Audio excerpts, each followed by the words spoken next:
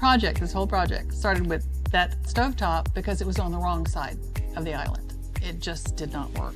So getting Michelle involved with Countertop Solutions to brighten up our countertops, lighten everything up, and then move this stovetop is what we had in mind. That's what started it, and it just went from there. And we're extremely happy with the result.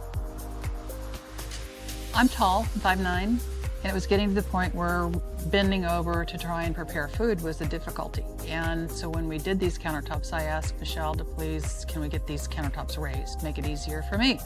So that was taken care of by putting a 2x4 in here and bringing the countertops up by that amount, plus the additional centimeter of the width of this quartzite, which is gorgeous. We finally found this scale curved half moon backsplash so that it would tie in with sort of the rest of the house.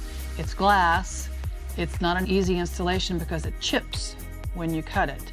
And the installers did an amazing job, and it turned out exactly as we wanted, if not better. The sink may be my favorite part. Slopes, so that the drain and the disposal are on one end, and if I have to wash out the sink, it all washes down and drains, and I don't have to chase little debris around the sink.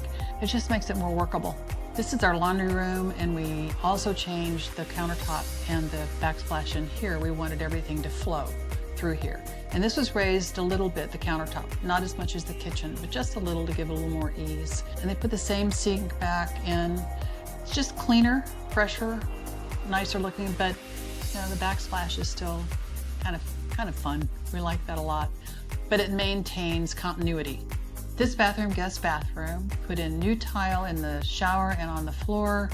We put in this beautiful Cristallo top and new toilet, and we have a new bathroom that works for somebody who's extremely tall like my son. I will never hesitate to recommend Countertop Solutions and Michelle and her crew, ever.